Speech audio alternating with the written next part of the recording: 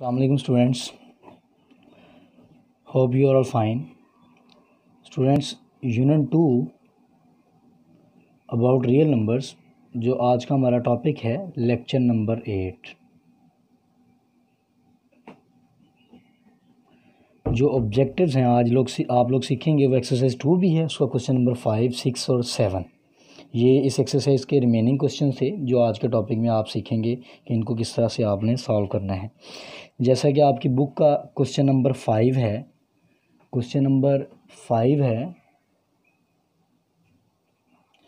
आपकी बुक का question number 5 है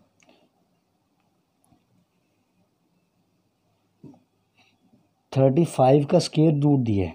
35 का स्केयर दिया है, वो स्केयर कितना है 1225। हमने ये 35 बताया गया, हमने ये देखना है कि ये जो इस नंबर है इसका स्केयर क्या आएगा, इसका स्केयर क्या आएगा, इसका स्केयर क्या आएगा और इसका स्केयर क्या आएगा। अब इसके लिए आप देखें, ये पहले नंबर की तरफ देखें, इसमें आप देखें ये जो पॉइंट है, पॉइंट के बाद कितने डिजिट्स हैं, 3 डिजिट्स हैं।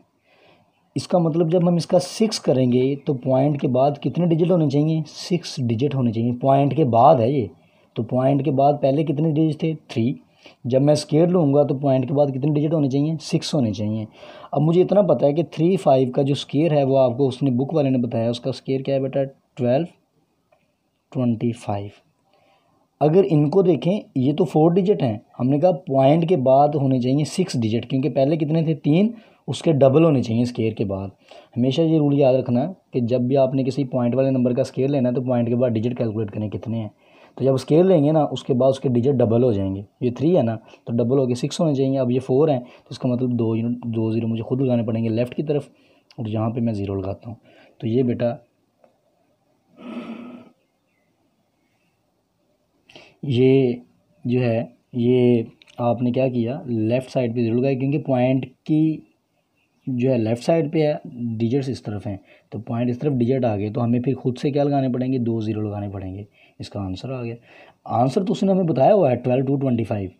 हम सिर्फ पॉइंट को मैनेज कर रहे हैं कि पॉइंट वाली वैल्यू यानी डेसिमल वैल्यू का स्केयर कैसे लें, उसको किस तरह से मैनेज करें। अब मैं इसका स्केयर लेना चाहता हूँ 0.35 का स्केयर। पॉइंट के बाद डिजिट कैलकुलेट करें कितने हैं, 2 हैं, तो स्केयर लेने के बाद कितने डिजिट हो जाने चाहिए, 4 हो जाने चाहिए। यानी इसका स्केयर तो हमें पता है, उसने बुक वाले ने खुद बताया कितना है 225। 4 डिजिट हैं तो इसका मतलब हमारा काम खत्म हो गया, हमें खुद भी कुछ नहीं ज़ीरो लगाना पड़ेगा। 0.125 ये इसका आंसर होगा। अब ये कि 3.5 है, 3.5 पॉइंट के बाद कितने डिजिट है, 1 है। जब स्केयर लेंगे तो पॉइंट के बाद कितने डिजिट होने चाहिए, 2 होने चाहिए। तो इसका स्केयर लें, इसका स्केयर क्या है बेटा 12,225। पॉइंट के बाद कितने डिजिट होने, 2 होने चाहिए। तो फिर आपको पॉइंट ये, उसके बाद देखो 2 डिजिट रह गए हैं, इसका मतलब ये आपने आंसर फाइंड कर लिया। अब ये 350 है, 350 का हमने स्केयर लेना है। 350 का स्केयर लेंगे तो बेटा 350 का तो हमें पता है, और जब इस तरह की जिस नंबर में ज़ीरो आ जाए ना तो वो ज़ीरो आपने डबल कर देने हैं। ये डबल कर दिया क्योंकि स्केयर लिया, और 35 का स्केयर हमें पता था 1225, तो इसका मतलब ये इसका आंसर होगा। ठीक है स्टूडेंट्स, ये बेटा अब आपने क्वेश्चन नंबर 5 के सारे पार्ट मैंने आपको बता दिए कि आपने किस तरह से हैंडल करना है। और ये क्वेश्चन नंबर 6 है। क्वेश्चन नंबर 6 में है find the area of a square, find the area of a square having each side 44 metre. यानी स्केयर होता ही वो है बेटा जिसकी सारी साइड्स आपस में, जी बेटा स्केयर होता ही वो है जिसकी चारों साइड्स आपस में इक्वल हों। ऐसा ये होती है शेप 4 साइडेड फिगर जिसमें चारों साइड्स, इसमें उसकी लेंथ कितनी बताई है 44 मीटर। तो इसकी भी क्या होगी फिर 44 मीटर, और इसकी भी क्या होगी फिर 44 मीटर, और इसकी भी क्या होगी लेंथ 44 मीटर। लेकिन हमने क्या फाइंड करना है, एरिया ऑफ स्केयर। अब एरिया ऑफ स्केयर में क्या फाइंड था, लेंथ को ही लेंथ से मल्टीप्लाई करते हैं तो ये बन जाता है लेंथ स्केयर। तो ये आपने लास्ट टाइम भी देखा था, लेंथ आपकी कितनी है 44 मीटर, तो आप सिंपल क्या करेंगे, अपना 44 मीटर का क्या लेंगे, स्क्वायर। जब 44 मीटर का स्क्वायर लेंगे, आंसर आपका क्या आएगा, 44 में आपने कैलकुलेटर से सॉल्व कर लेना है। लेकिन एक बात याद रखनी, जब आपने इसे एरिया लिखना है ना, तो आपने उसका जो यूनिट है वो क्या बन जाएगा, मीटर स्क्वायर, क्योंकि लेंथ तो एक है, उसका यूनिट मीटर था। जब एरिया का यूनिट आता है तो वो क्या होता है, मीटर स्क्वायर। आप साथ यहाँ पे इसका आंसर लिखेंगे कैलकुलेटर से, ठीक है। और आगे बेटा यूनिट क्या लिखोगे, मीटर स्क्वायर। देखो ना, ये जो स्क्वायर है 44 के ऊपर भी है, एम के ऊपर भी है, तो एम का भी स्क्वायर ले लिया मैंने, 44 का आपने खुद लेना है, ठीक है। इस क्वेश्चन नंबर 6।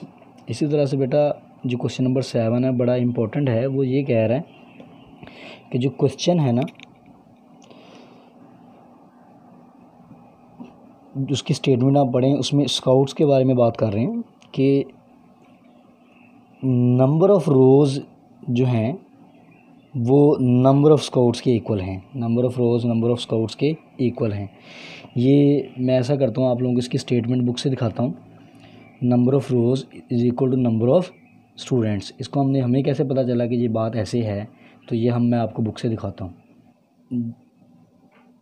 जी बेटा, ये क्वेश्चन नंबर 7 है, ये वाला। In a scout camp, scouts are arrange in such a way that number of rows is equal to the number of scouts. यानी नंबर ऑफ़ रोज़ किसके इक्वल है, नंबर ऑफ़ स्काउट्स के। In each row find the total number of scouts if the rows are 26 rows कितनी है, 26 हैं। अब अगर अपन question की तरफ देखें,